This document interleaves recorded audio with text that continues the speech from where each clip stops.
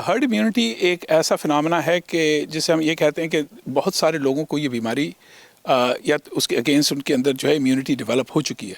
तो जब हम वैक्सीन लगाते हैं तो हम चाहते हैं कि 70% लोगों को पॉपुलेशन को वैक्सीन लग जाए। तो इस वक्त अमेरिका की पॉपुलेशन 328 मिलियन है। तो जब तक 300 मिलियन लोगों को वैक्सीन नहीं लगेगा तो हम ये सेटिस्फैक्टरीली ये नहीं कह सकते कि हर्ड इम्यूनिटी अमेरिका में डेवलप हो गई है। तो इस वक्त बहुत ही बड़ी टास्क है, 300 मिलियन लोगों को वैक्सीन लगना है, यानी 2 शॉट्स लगने हैं। तो वो लगते लगते बड़ा टाइम लगेगा और उस वक्त जाके हम कंफर्टेबली कह सकेंगे अब हमारी कम्युनिटी के अंदर हर्ड इम्यूनिटी डेवलप हो गई है।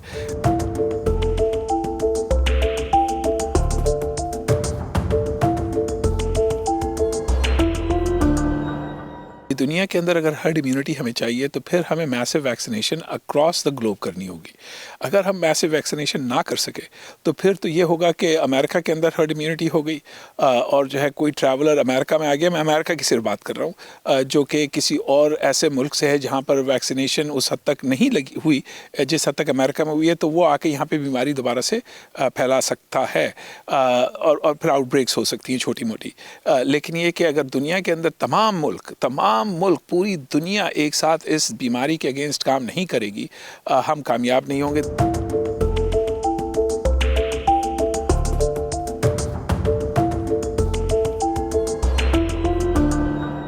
लेकिन हर्ड इम्यूनिटी होने का ये फ़ायदा है कि अब आप बीमारी जो है वो एक जगह पे आके काफ़ी हद तक थम जाती है, तो उसके रेट्स बहुत कम हो जाते हैं। तो अगर हम हर्ड इम्यूनिटी क्रिएट करते हैं तो एक ऐसा वक्त भी आ सकता है कि जो है हम इस बीमारी को, इस वायरस को एलिमिनेट करते हैं। देखें, स्मॉल पॉक्स को हमने एलिमिनेट किया, इसी तरह इस वक्त पोलियो जो है वो उसी डायरेक्शन में जा रही है। और आप ये अंदाज़ा करें कि स्मॉल पॉक्स को कितना टाइम लगा इरेडिकेट करने में, पोलियो को उससे भी ज़्यादा टाइम लगा है, अभी तक इरेडिकेट नहीं कर सकें। तो ये कि इन चीज़ों में बड़ा वक्त लगता है, इसमें पूरी दुनिया को एक साथ काम करना होगा।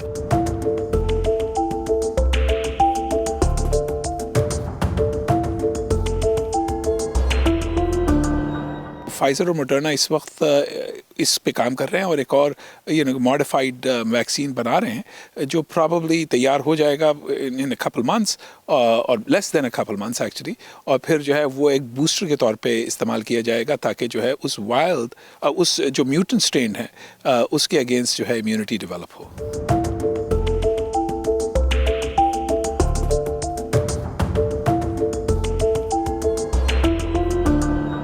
इस वक्त वैक्सीन की जो प्रोडक्शन है वो बहुत लिमिटेड है। यहाँ तक कि जो है यूनाइटेड स्टेट्स के अंदर, जहाँ पर हम ये समझ रहे हैं कि जो सबसे इकोनॉमिकली स्ट्रॉन्ग कंट्री है, जहाँ पे साइंस बहुत स्ट्रॉन्ग है, जहाँ पे प्रोडक्शन हो रही है, जहाँ पे हम ये कह रहे हैं कि हम मार्च तक 1 मिलियन लोगों को वैक्सीन लगा देंगे, 100 मिलियन लोगों को वैक्सीन लगा देंगे, उसके बाद भी हमें 200 मिलियन और लोगों को वैक्सीन अमेरिका में लगाना है। यूके के पास कैपेसिटी है, यूरोप के पास कैपेसिटी है, रशिया के पास कैपेसिटी है और कुछ ममालिक हैं और जिनके पास कैपेसिटी है। फॉर एग्जांपल इंडिया ने अपना वैक्सीन बनाया है, इंडिया के पास ये कैपेसिटी है। लेकिन जो है कुछ ममालिक हैं जिस तरह पाकिस्तान है, पाकिस्तान प्रोडक्शन तो नहीं कर रहा है, डिपेंड कर रहा है चाइना के वैक्सीन के ऊपर। तो ये कि जब तक 80% 70 से 80% लोगों को वैक्सीनेशन नहीं हो जाती, और वो एक बहुत ही बड़ा ह्यूज मॉन्यूमेंटल टास्क है, जब तक हम किसी कॉन्फिडेंस से ये नहीं कह सकते कि ये बीमारी पे हमने कुछ कंट्रोल कर लिया है। और जिस तरह की सिचुएशन अभी नज़र आ रही है, अनफॉर्चुनेटली मैं ये कहूँगा कि अगले साल और maybe even 2023 we will be able to achieve this objective across the globe.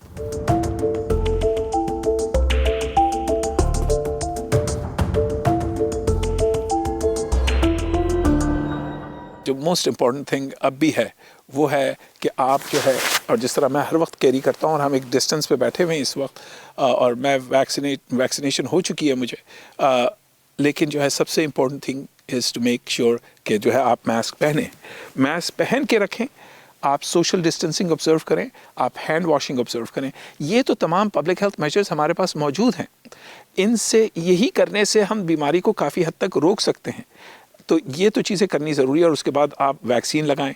अगर आपके मुल्क में मोनोक्लोनल एंटीबॉडी अवेलेबल है तो आप वो इस्तेमाल करें ताकि जो है आप ट्रीटमेंट के तौर पे उसे इस्तेमाल कर सकते हैं।